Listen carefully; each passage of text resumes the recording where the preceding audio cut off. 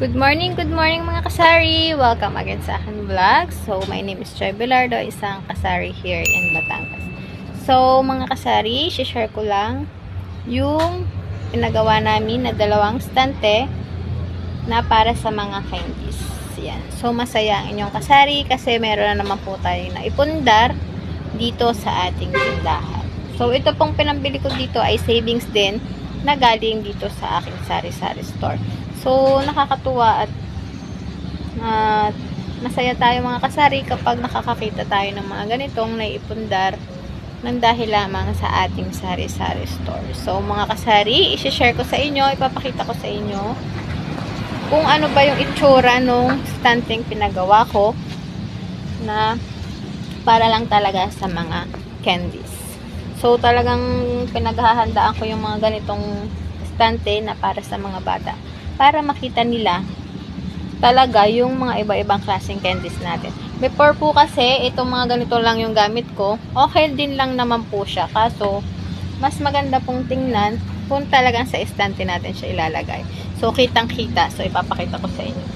Gawa din kasi mga kasari na talagang pinursigod ko kung bumili nito. Gawa na, ito po kasi ay nanlalaglag sa aking, dito sa aking lalagyan.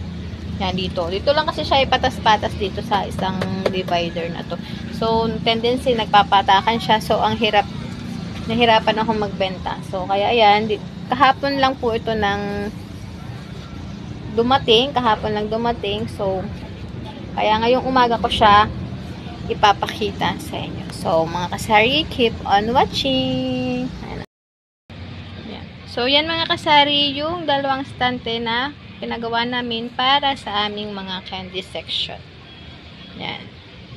So, bali, pina-customize ko talaga siya na ito mga kasari. Ito yung bukasan niya. Then, ganito. 6 na pitak po ito. 6 na pieces na iba-ibang candies ang may ilagay. So, bali, 2 layer siya na ganito.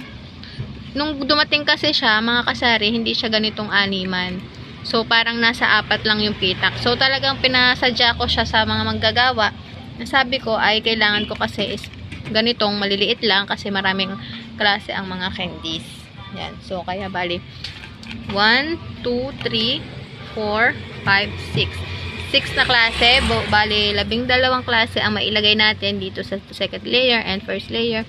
Then, yung pinakababa po mga kasari ay ganito. Hindi ko na po siya pinadivisionan na 6. So, makikita nyo kasari na buo lang po ito. Yan. Kasi, para malagyan po natin siya ng mga malalaking items na mga gaya-gaya nito. Yan. Kaya, pinasadya ko po siya na hindi na lang lagyan yung ilalim. Yan, mga kasari. So, yan. Yung isa. Estante. And then, ito po yung isa. So, pinaghiwalay ko po yung mga candies na mga Snow Bear, pang mga Mentos. Yan. So, 6 din po yan. 1, 2, 3, 4, 5, 6. And then, itong sa kabila, bali 12 pieces na assorted candies ang nailagay ko. And then, sa baba ay itong mga malalaking mga beng-beng. Yan. So, yan. Kakaunti pang stocks natin yung mga kasali. Di pa po ulit ako nakakapamili. So, di ba? And then, yung iba pong mga dito ko po inilagay yung mga gamis natin. Yan. Kulang pa po ito ng gamis eh. Wala pa akong ibang nabibili. Di pa po nakakapamili inyong kasari. Yan. So, ito po yung unahan ng ating tindahan. So, pagtingin ng mga bata dito sa ating tindahan ay yan. Ang ganda ng tingnan. And then, kitang-kita na nila yung mga candies na iba-ibang klase nung nailagay ko siya dyan sa estante.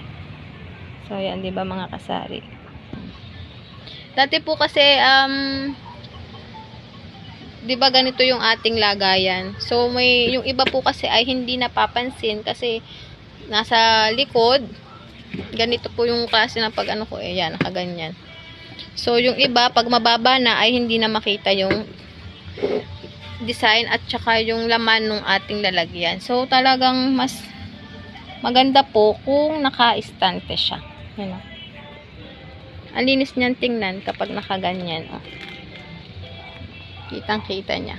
Mas mabibili at makikita nila yung bawat candies na ating naka-display. Yan.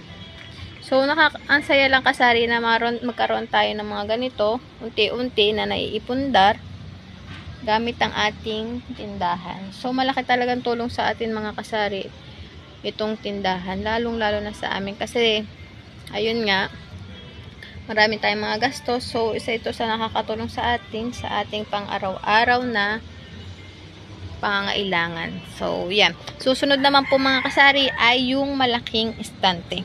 So, inuna ko siya kasi ito maliliit kasi kalat yung aming candies dito sa tindahan. So, susunod, ating ipagagawa ay yung malaki na po uling estante. So, para maipatong natin itong dalawang estante dun sa magiging malaki nating estante. So, hoping na magkakaroon ulit agad tayo at makakapagpagawa ulit tayo ng mas malaki pa.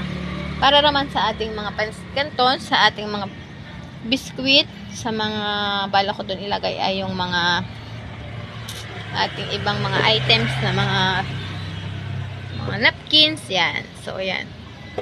So, yun lang mga kasari and thank you po.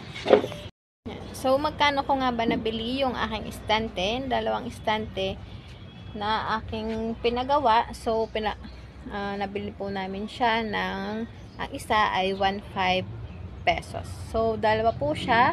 Napitinada namin ay 3,000 pesos. Ha. Hindi ko alam mga kasari ha, kung mas mura sa inyong location kasi dito sa amin ay 1,500 po ang bentahan nito. Ganito. So, yan po ay free deliver. And then, dito na rin ginawa yung mga ito, nilagay yung mga stand. Then, yung mga itong hawakan. Yan. So, ang ayaw ko lang dito sa estante na to mga kasari ay matalas yung kanyang pintuan. Yes. Itong mga kasari. Yan.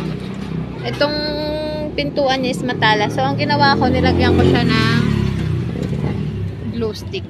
Yan. So, mag-aano pa ako kung anong pwedeng ilagay dito para mamaya. Kasi may bata po ako dito. Mamaya, buksan-buksan. Mataga yung kamay. So, lalagyan po natin siya ng pangpalambot dito or tatakpan natin para hindi naman makataga sa aking bulilit, sa aking chikiting. So, ayun lang mga kasari and hope na sana magustuhan nyo yung aking vlog for today and makakuha kayo ng ideas kung magkano ang bilihan ng stante natin na ganitong klase. So, thank you mga kasari and happy watching po and happy selling po sa ating lahat.